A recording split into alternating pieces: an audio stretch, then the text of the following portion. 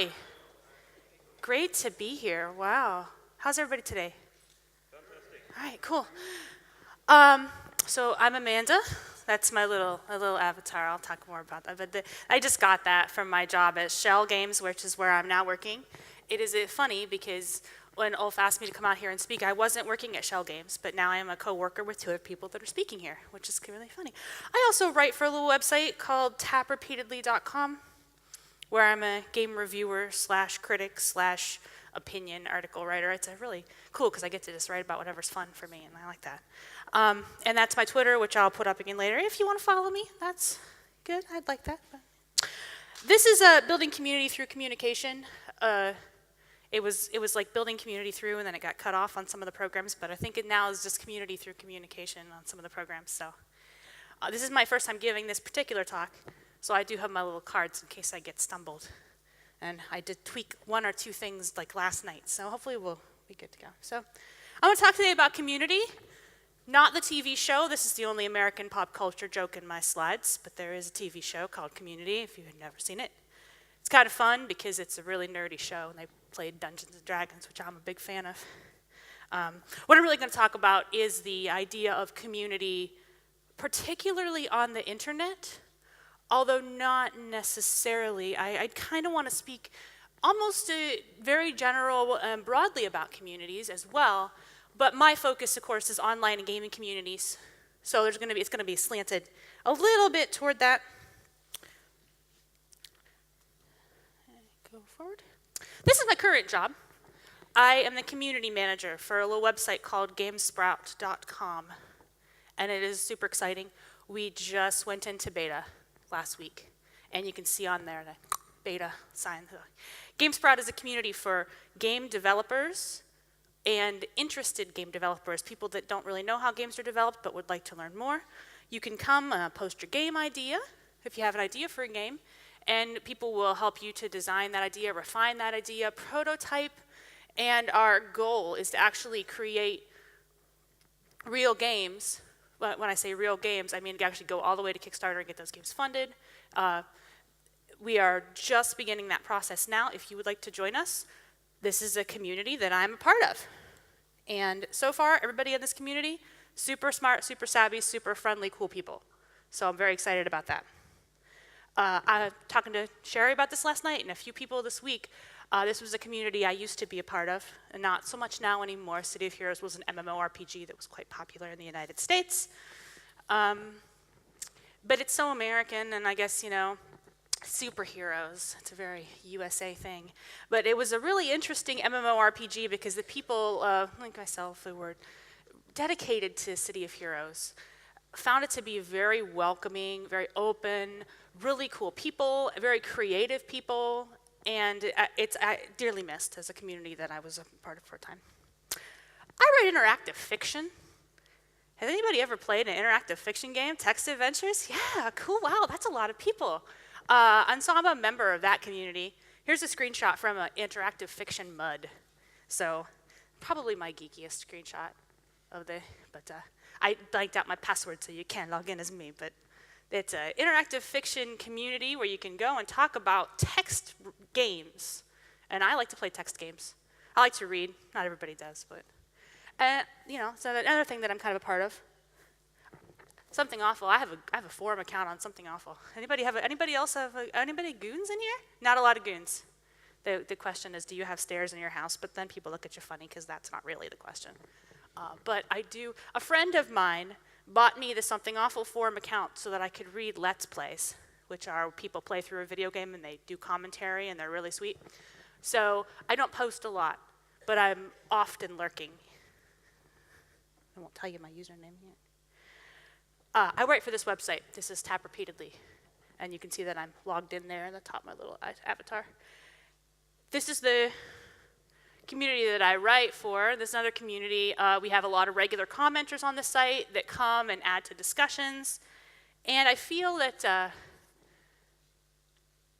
it's a really cool place to discuss games because it's not a huge website. It's a little bit more intimate. We have a little forum. The discussions are very high quality. And I would love to, I'm not saying don't come, welcome. Please check it out. Please check the site out. It's awesome. But comment moderation is on by default, just to kind of make sure that everybody is keeping on topic and keeping the subject good. But I think that when you have a slightly smaller game site and you have a lot of regulars and people know each other, you can get that high quality conversation that in some situations you don't necessarily get. This is Kotaku.com. Who's ever visited Kotaku.com? Many people, right? Who's ever visited Tap Repeatedly? I know he has, but see, it's smaller, right? Yeah, yeah, I'm a huge fan, of course, I write there. But I like Kotaku too, don't get me wrong. But Kotaku is a big site, many hands went up, and a challenge with a big site that has lots and lots of views is that you have to moderate that discussion in a much more active way. And in the past, there was not much high quality discussion on this site. I don't know if people would necessarily agree with me. And there's some situations, some hot button topics where you still don't get a high quality discussion on Kotaku. I think that it has improved. They have changed a lot of their policies about how comment threading works and a lot of their different, and they've been very active about that. But you'll see a lot of people say, oh, please don't read the comments on Kotaku because it's a wasteland, right? And I mean, you've heard don't read the comments in general, right? Well, do read the comments on Tap Repeatedly. Sometimes they're awesome. They're better than the article. I mean, but there's websites where they say don't read the comments. And it is a struggle for someone who is the moderator in this kind of big situation to keep those discussions on topic, respectful, and it's a tough job, right? Now, there's technological solutions to a lot of these problems. Just changing the way comments are posted, just changing upvotes and downvotes, what comments show up on top, all these technological solutions are really critical, and I don't want to discount that because they're very important. But I want to talk more about the person behind the monitor and the human being that's involved in this community, and look at it from that perspective just a little bit. Human beings, we all have foibles and things. This talk is not just for developers. This is for anyone who goes online. Someday you will have to be a leader in an online community because the world is online, and you will be involved. Everybody in here is involved in some kind of community. Now I've narrowed myself down to 7 little topics I'm going to talk about in a row here. So just, if you can't take this one all in, I'll hit them one by one in a minute here.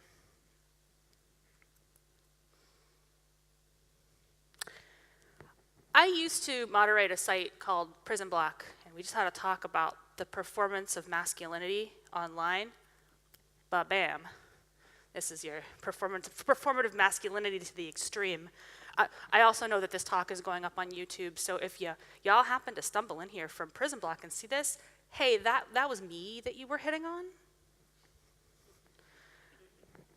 I am not going to, talk sass about the people on this website so much. I will say that you can see that this particular theme, let me tell you about this theme, the idea is that it's a role-playing game, and the role play that you are playing is that you're in a prison.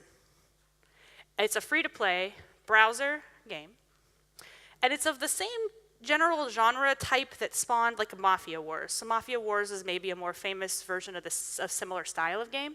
There was a lot of differences in mechanics and stuff, but it's kind of the same basic idea, very like energy-driven, meter-driven, get your posse to beat up another guy sort of deal. But what's interesting about Prison Block is that you can see here that this particular theme lends itself to discussions of an inappropriate and adult nature. I mean, maybe not necessarily inappropriate in this area, but what you would not consider appropriate for children, for example. It doesn't mean we didn't have children try to play. It doesn't mean there's still not children playing. But you would not be expected, I feel, to make this kind of game a safe space for a child. You would say, hey, look, once you're on here, you're going to see some content because it's a prison game. And if you are clicking that register button, you know what you're getting into. And as a moderator, big challenge there. Because even though we're saying on the tin, look, this is a prison game, it's gonna be harsh, there's a certain line that people expect you to not cross, right? You know, and there's all kinds of combat and fighting, and there's men beating up women, and women beating up men, and people discussed prison rape, and it was funny because it was prison rape jokes, and the kind of stuff that you was squeamish about seeing on certain other sites. And the challenge as a moderator there is to say, okay, where is that line crossed? And we usually err on the side of free speech most of the time because it's just the game that it is. And I can't say no. So the point that I'm trying to make is that different communities are different, right? I mean, I've got the Mafia on the left and the Disney princesses on the right. If I'm going to Disney princesses, I don't expect, you know, prison rape jokes on DisneyPrincess.com, right? Right? That would not be appropriate at all. But if I'm going into this Mafia game and I'm expecting there's going to be prisoners and all that stuff, it's different. And to a certain extent,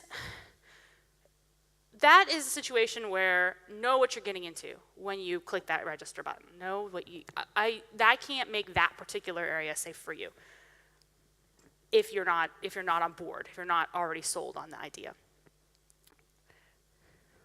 I mean, what makes City of Heroes different from Call of Duty? I mean, I'll talk about Call of Duty a little bit later, but there is a very different culture, a very different conversation, and part of that is thematics. Part of that is this is a game that's very competitive, about shooting other dudes in the head.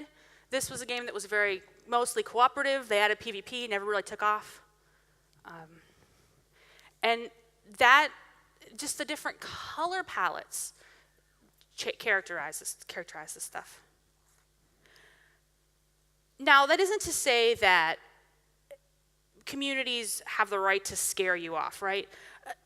A community can't grow unless it welcomes in new voices, new people. A community will start to stagnate and die unless it finds a way to welcome new people into that community and understand that they have different points of view. And I feel like this point is very straightforward. If you are comfortable with a very small, very insular community, and you're okay with the level of people that you have there, then maybe you want to scare people off, and that's fine. But most of the time, people would like to reach out.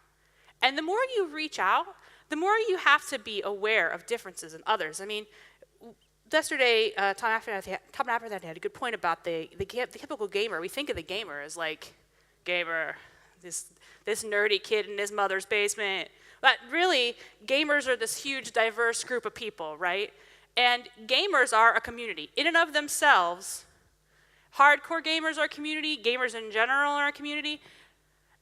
And the more people that want to game, the more we have to be aware that different people are out there and they have different feelings and tolerances and respectful of that, right? They're not all that kid.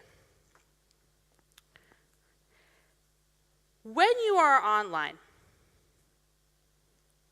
it is difficult at times. And not only am I a community manager, but I'm also a gamer.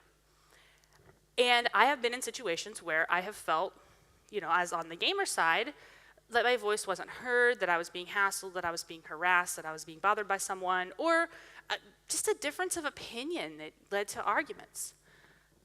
It's good to know that there are people whose job it is to help you. And there are tools out there which can aid in that.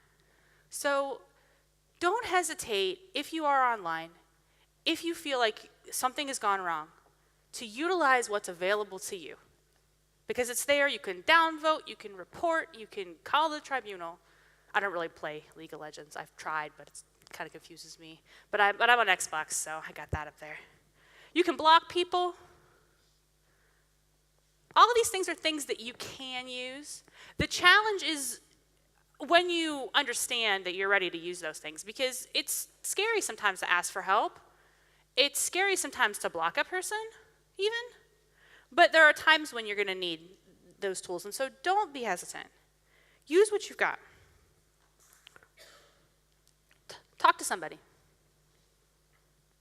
somebody runs that community. If the bigger that community is, somebody out there is going to be willing to help you through that communication crisis that you are having. I've been there. I'm a role player. I've been in role plays that made me uncomfortable, both person to person and on the internet. I've been in forums where people have said things, and you have to be able to look at yourself and say, okay, maybe I can't handle this on my own. Now, here's a point that I'm going to make that not everybody's going to like, which is, as a community manager, I would prefer you not get into a shouting match with that other person that is bothering you. I would prefer you come to me if you're hurt, or politely disagree with that person. I know that's really hard, and people hate that because they say, well, it's a tone argument. And a tone argument is, it's not what you said, but how you said it, and you were mean to another guy, and they were mean back when they were mean back to you, and it's not, maybe it's not your responsibility to be polite to someone who's harassing you. People say, well, it's not my responsibility. That person started it, and I don't have to be polite to them. And I understand that. If you feel like you can really hold your own against a person and you're not hurt to the point where you're going to need to contact me, but once you start getting like this, I'm just going to show you something a user sent me once. My husband said I should subtitle the talk with this. And I said, oh, is it okay if I swear in my talk? And then I chickened out and censored the slide anyway. Stop that F word from calling me an N word. And this was the message that I got as a community manager, not on GameSprout. On a game I have not shown you the slide for, but so I will. The participant is anonymous, but this is the message that I got. So one of these slurs is racist, right? And one of these slurs is anti-gay. In case you're wondering what that other, yeah, okay, now I see some nodding in the audience. Yeah, stop that anti-gay person from calling me a race, right? Yeah, and here's the thing. The dude that sent me this message clearly thought that one of these things was much worse than the other thing, right? But by the time I got involved, there was this whole backlog of private messages between these two dudes, and they were just fighting like kids, and all kinds of slurs being tossed back and forth between the two of them, and my only recourse was to punish them both, which the user who reported to me was not happy with, right? He wanted me to bring justice down upon the dude that started it. But when you are being toxic, and you're both being toxic, it becomes very hard for me to step in and go, oh yes, one of you is the hero here because you only said one slur and didn't say the other slur. So yes, fight back, but don't fight back to the point where you are being that guy. He had no clue what he said was wrong, by the way. I'd say this is the water he was swimming in. When we're talking about these performative masculinity tasks, these guys are like, oh yeah, but that was just an anti-gay slur. Everybody says that. It's different. They don't realize that one is worse than the other. They don't even see it. They're in a group that's going one way, and one word was a lot worse. But if you think you can roll with it, roll with it. But then please don't come to me if something goes over the line and you were being that guy. So I recommend everybody be polite. It's okay to agree to disagree. If your feelings are hurt, please don't use swords to people. Be smart about it. I'm going to tell you a story from a website, not my website. I will cite the website. This is Dungeons of Dreadmore. Anybody played this? So I love this kind of game, this kind of like hard RPG. It's a roguelike and it's random and it's really fun. I've never beaten it. I'm not that good at it, but someday. But it's fun. And it's so hard that they say congratulations when you die, just to let you know, like, you did good, you died, congratulations. The user whose website I'm going to talk about here, she goes by Cake Pie on the internet, which is a cute little name. That's her little icon. She goes by Cake Pie. Cake Pie is really good at Dungeons of Dreadmore. So she went on to the Dungeons of Dreadmore forum and said, hey, I did this really cool thing where I beat this game with a completely random build on the hardest difficulty setting on the first try, and it was amazing. And I wanted to just brag about my awesome achievement. And so she went on there and said, hey, look at this cool thing I did. Here's some screenshots of me kicking this game's ass. And got this response. "Oh my, a female? Get in the kitchen." And he was so cheerful about telling her to go to the kitchen. And that was like the first thing she got. Right? So imagine that you're like really, really good at a video game and you want to come out there and say, "Hey, I want to talk about how good I am at this game." And this guy comes in and says, "Oh, really? Well, why aren't you baking me a pie? Because you have cake pie in your name, so isn't that clearly what you're here for?" That's her website. That's where I got this story from. I found the story just, they linking to various feminist blogs and stuff, and I also am a fan of the game, so. She was obviously upset about this, but the moderator did step in and say, "Look, I'm going to shut you down right now. That is not cool." And you can see some of his response. I mean, it's excellent. It's really nice that somebody stood up for her and said, "Don't be that guy." Imagine how alienating it would be if every response you get is a joke. And when he said that, like, he responded to her and said, "Oh no, when I said get in the kitchen, I was just teasing. That was just a little joke. That was just my way of making a joke." He's trying to be clever. He said, "Look, that's not clever. Everybody says that. It's the whole make me a sandwich, get in the kitchen crap. That's the least clever thing you could have possibly said. So not only were you rude, you weren't even funny about it." And my gold standard is, if you're going to be rude, at least be funny. He was not one of either of those things. If you're going to insult somebody, at least be creative about it. Not very. But this guy who posted this "get back in the kitchen, tee-hee" thing did not even realize how common that was. He thought that was literally just funny. And how could you be that? Don't be that guy. I mean, you should know that women get harassed and they're not appreciative of it and they don't think it's cute. And when people think that it's funny and they're the first guy to ever come up with that idea, it insults everyone. It's horrible. So that's my feeling on that.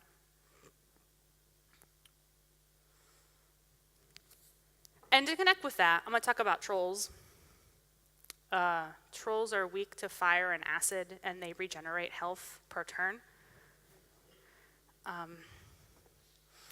They're kind of ubiquitous, and I think that, in some sense, I think trolls are interesting. And I know it's a rude thing to say, but since I've been online for a very, very long time, I have a pretty good sense of when someone's trying to just be a troll. And the typical troll behavior is that a troll is someone who is just looking to get a rise out of you.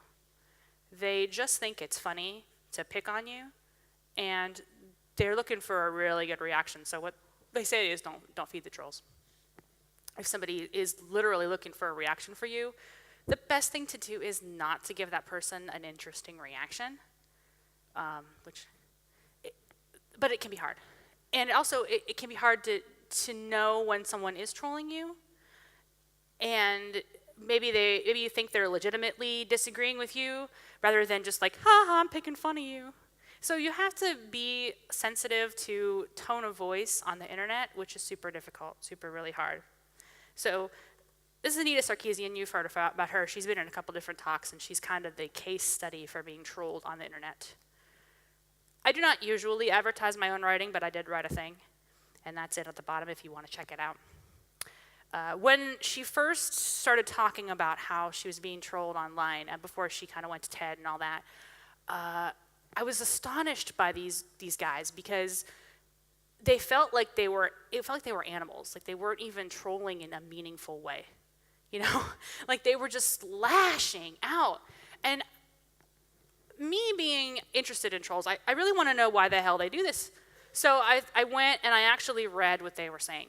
Now, one thing I didn't do was play the game where you punch her in the face. And could we all stop showing pictures of that? Because I find that to be a distressing picture, personally. I don't want to see that anymore. I don't like seeing that. But I did go and look at what they were saying, and the people that tried to make the more cogent arguments, I wanted to know like what exactly they were talking about.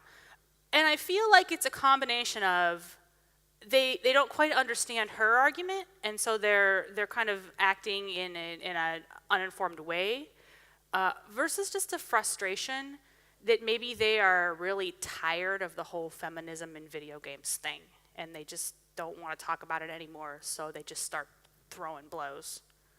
And it's disheartening because it's still a conversation that we need to have, and there are people that just, they feel exhausted by it.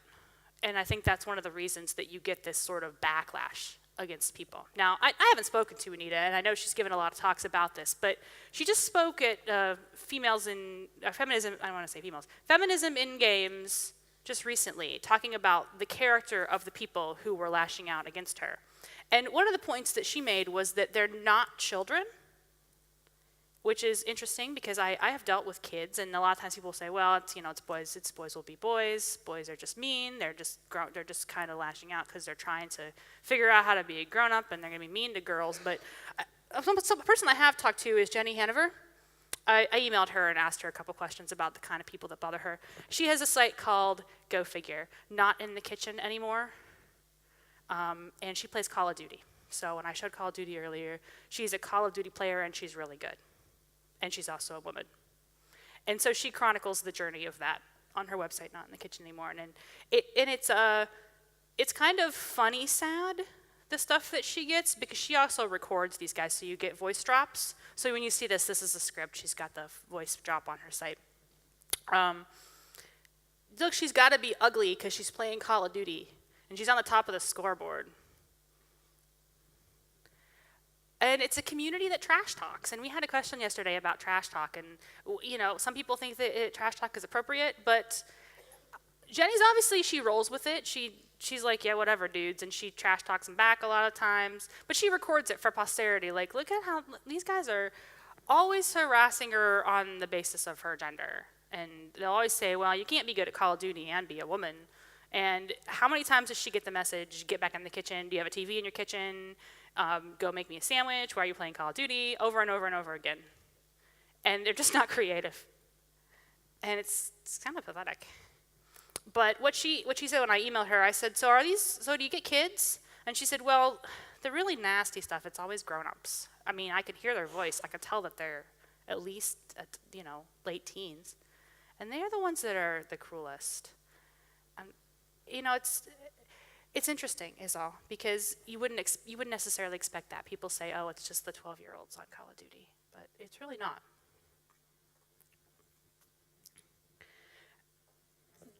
That's not a human being, that's a dog. There's a famous New Yorker cartoon where they say, on the internet, no one knows you're a dog. Well, actually, everybody on the internet, as far as I know, is a human being, unless you happen to be dealing with a bot, which if you're dealing with a bot, please recognize that as fast as you can, because it's really funny when people don't. There's a website where, like OkCupid, and they'll just copy-paste stuff from bots to see what people say to it, and no communication is happening between any of those people. But behind that screen somewhere is a human being. That's a lesson that I feel like is important. Plato is attributed to Plato, this quote, "Be kind, for everyone you meet is fighting a greater battle." Even those jerks that are being a troll to you, they have some reason for doing that, and maybe you cannot know what that reason is. Maybe they just had a bad day. Maybe they're nice 95% of the time, and this is the one day that they just aren't having a good day. Maybe they are toxic on purpose because it's the only way they have fun. That's a player archetype, as a matter of fact, and you kind of got to navigate that. But everybody out there has a reason for behaving the way they behave, and I feel it is important that we consider that the person behind the screen is a person. They do have feelings. Obviously, if you're here, you're interested in hearing what I have to say. You are not one of those guys who's going to go on there and harass someone, a stranger, online. Maybe not. Maybe some of you have done that, and you're thinking, oh, well, okay. The challenge really is to how do I navigate these communities where someone else maybe hurt my feelings in that way, and to respect another person's person. At the end of the day, there is really only one community.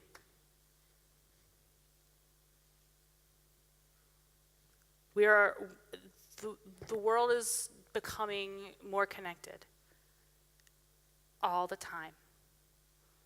And the world is shrinking. And the person's feelings that you hurt may be that person later that you have to deal with and that you will regret that. Or the person who hurt your feelings, you may have to confront that. This is our community and we have to respect it. So I want to thank everybody for having me here today. Thanks to Ulf for fixing my flight when I was delayed, and I got here and I was thrilled because it was my first time traveling abroad, so to speak, so this is really cool.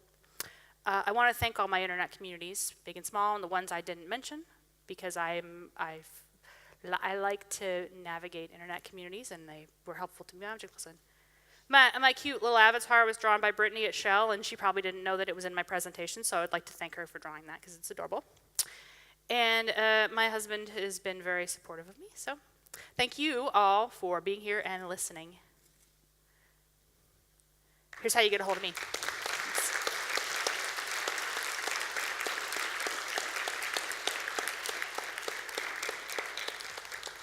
And you can email me, or you follow me on Twitter, or that's my website and other websites that I work for, so. Any questions? Go ahead.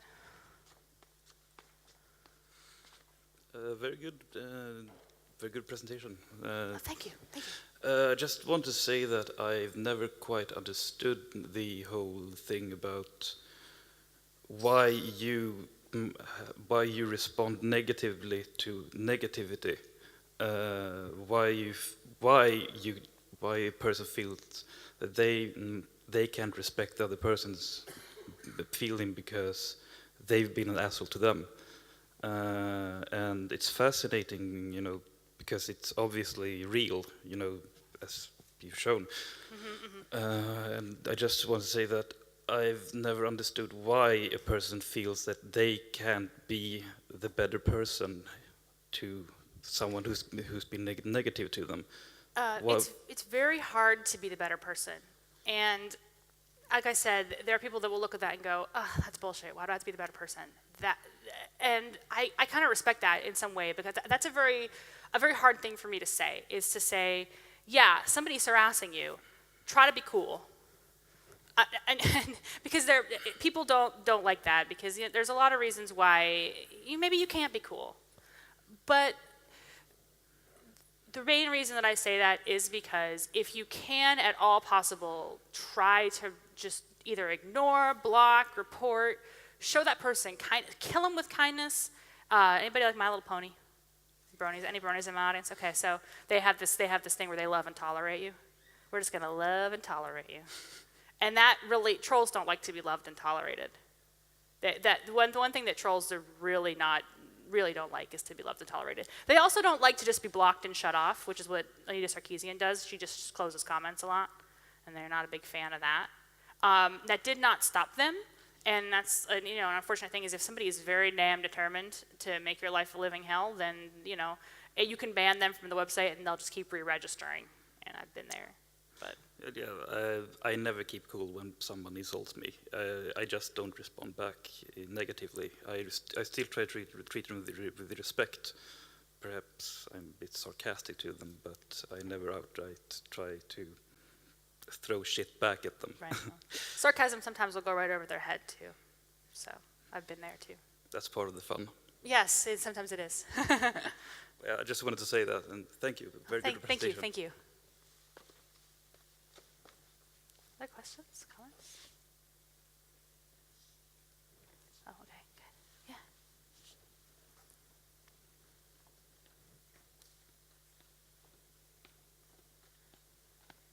Yeah. Hello. Hi. Thank you for the talk. Thank you. I had a question about moderation style, that Sure. Some online communities, and especially when it gets inside of the game as well, will have moderators that participate just like gamers, as one of the guys kind of, and other times it's more like from the ivory tower, they only make themselves known when they're banning somebody or making an example of somebody or posting some updates to the rule. And I was wondering if you had any general opinions on when if you're starting a game, starting a community, that your players should, or your moderators should behave more as players or more as employees? My preference is to be involved. My preference is to be involved as much as possible. Now, I think that when it comes to gaming, you want to be careful that you're not perceived as being a cheater in the game. So if the game is a game that's highly competitive, I generally would not want to get involved in that, because they'll be like, oh, the freaking moderator's winning all the awards. That's stupid. This is a game for us, not for you. So you don't really want to be that person. But in terms of talking to the community, my preference is to be visible. Because I feel like if you're hiding in the back and you're not really saying anything, and then all of a sudden you're like, bam, the ban hammer out of nowhere. Who is this person who's banning me? Who is this person who I can't respect what they have to say or their point of view, because I don't know who they are. So I like to be there. And maybe I'm not necessarily playing the competitive aspects of the games or whatever, but I definitely feel like, and with GameSprout especially, we're doing our best for everybody at the company to be visible, or everybody in the team to be visible, so people know that we're there and we are participating. I feel like also you can't really effectively moderate something that you don't necessarily understand. So if you're in a situation where you haven't tried it, and maybe you're not playing on the same board as people or whatever, but you try to understand the culture where you are and what people are doing in there, because otherwise they're going to feel like you're just this ignorant weirdo that shows up and bans them, and you have no real opinion. Your opinion has no weight to them, and that's, I think, a problem. So my preference is to always be visible. Thank you. Yeah.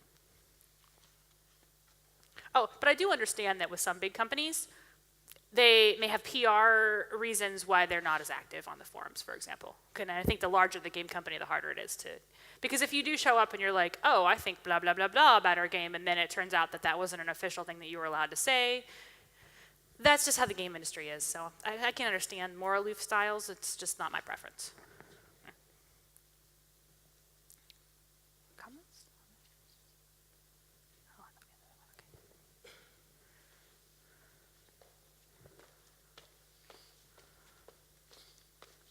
Oh, You speak about how you should not feed the trolls, but still, at the same time, you're hypersensitive to people saying things about women on forums and think that it's okay to react to that negatively when someone clearly says something that has it holds no weight at all. Like, that comment shouldn't even have an impact on you because it's so cliche that it doesn't matter. And those things happen every day. Like, through my upbringing, I've lived both in Sweden and in Australia, and no matter where I am, always there's someone that's saying, like, when I lived in Australia for about 3 years, the only thing that I heard every day that I did something that was different to what people did in Australia was, oh, well, you're a stupid fucking Swedish cunt, There's nothing that I could do about that. And the same thing happens then when I'm here in Sweden. Whatever the fuck I do, people say, oh, well, you're a rapist and a murderer from Australia. There's nothing. Wow.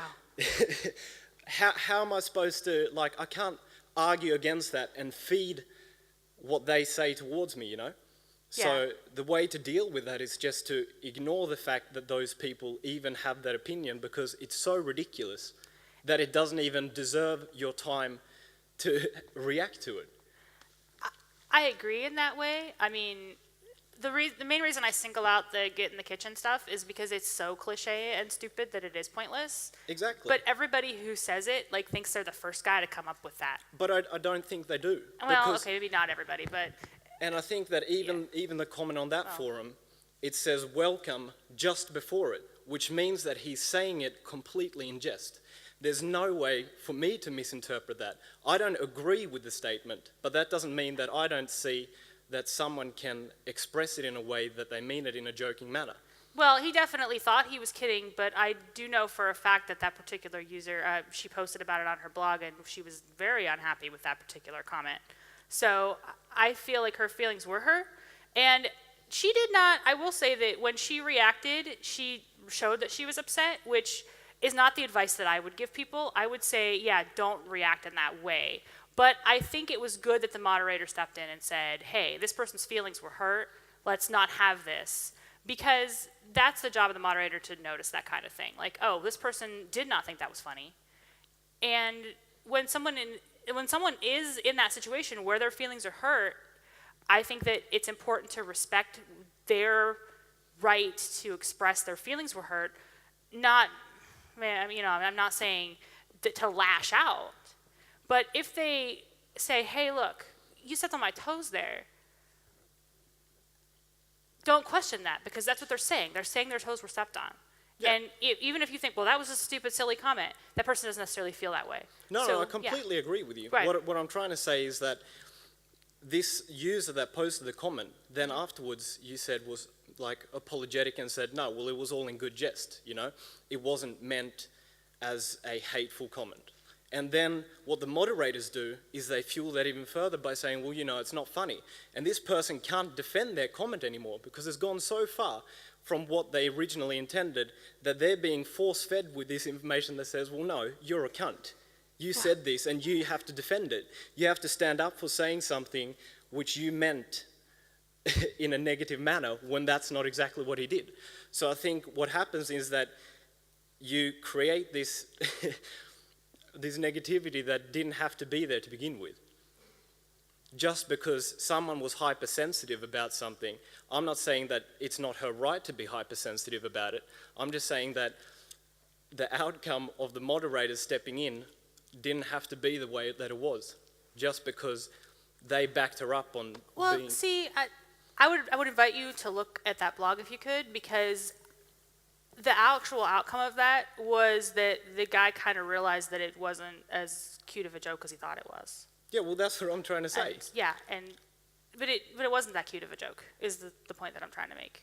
Like, I feel like you can make jokes, but there's a challenge with strangers on the internet, right?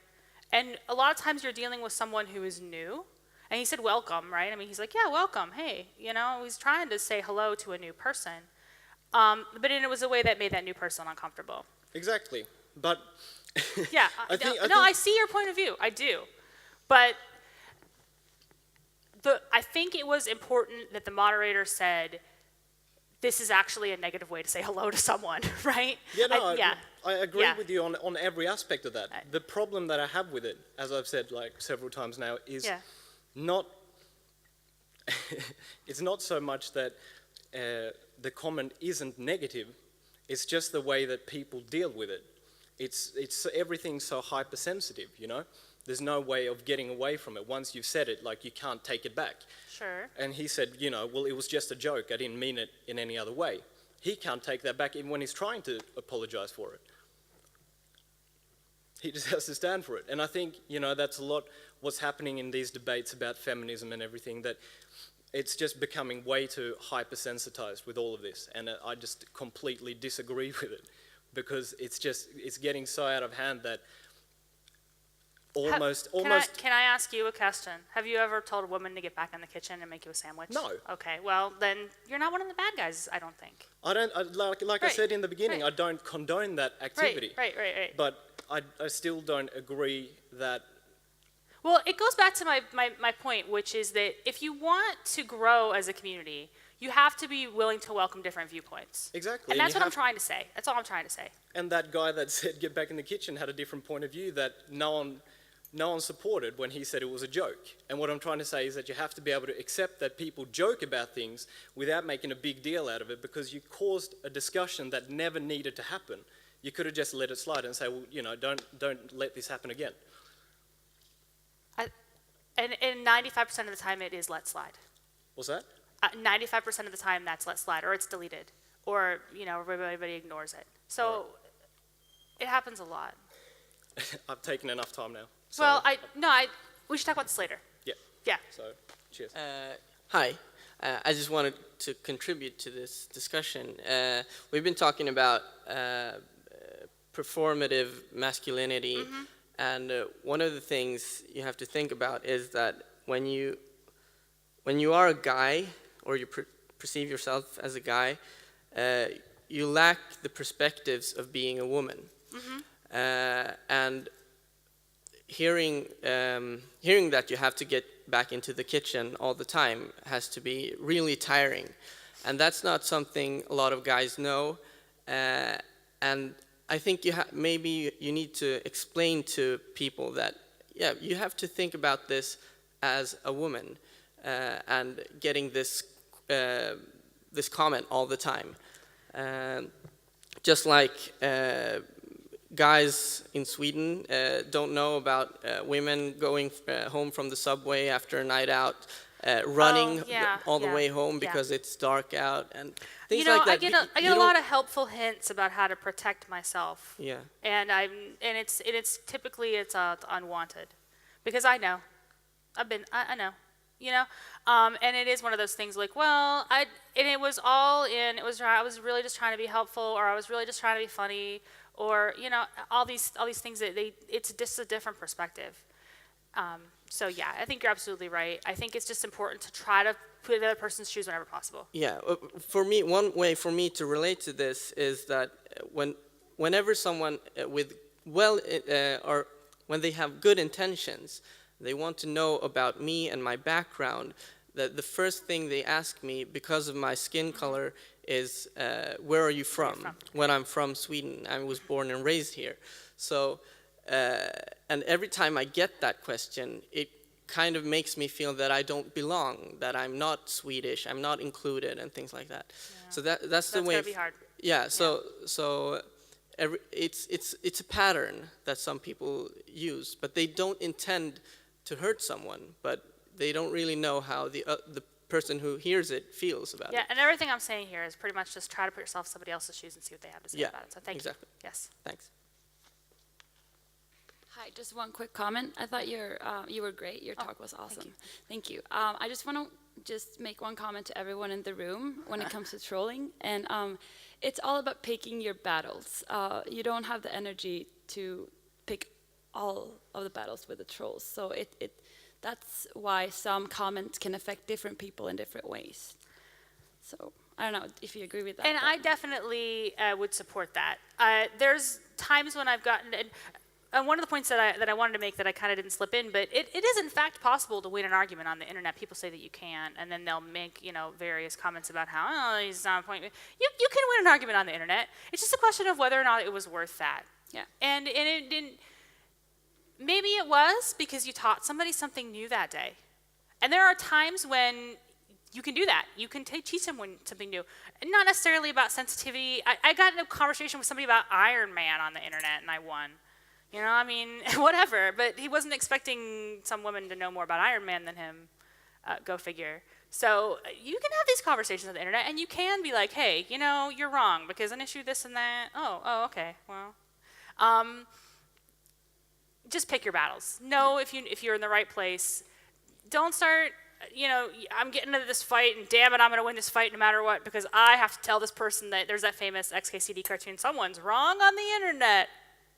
And everybody, but there are times when you can have a reasonable, safe conversation on the internet. There are times when you can't. And the whole thing with learn to recognize a troll is learn to recognize when you're being trolled and be like, okay, well, whatever, I'm out. Yes. Yeah. Thank you. I think I have time for like one more, maybe. Yeah, two more, maybe. Yeah, hi. I just wanted to comment and two things that I thought about when you did this talk.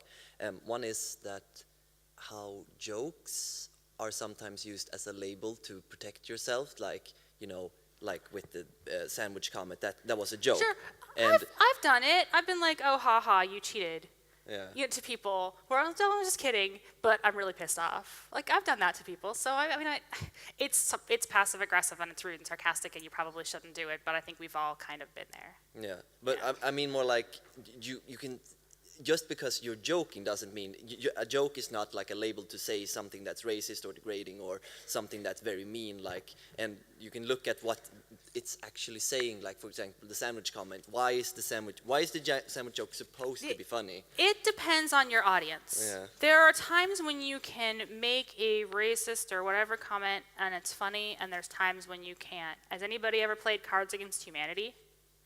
Couple people. Clap, hand clap. No, yes, no. Okay, not that common around here, I suppose, but I see hands up. Yeah, hand up. Yeah. So Cards Against Humanity, right? It's a game about being crass and rude, and you're playing this game about being crass and rude, and it creates a context where you're pretty much forced to be inappropriate.